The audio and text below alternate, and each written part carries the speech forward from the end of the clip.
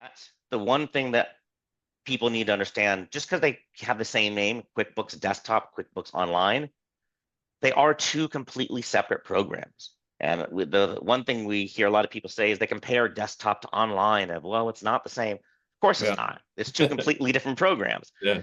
In the IT space, it's like someone going from ConnectWise PSA to AutoTask. They're both PSAs, but they're completely different software packages. And like any software package, you have to learn how to use the new package.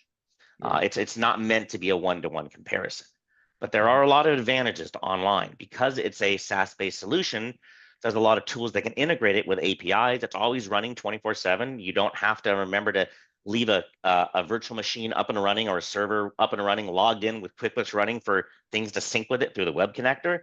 It crashes all the time. Anyone who's used it knows that happens. Oh, we know. Yeah.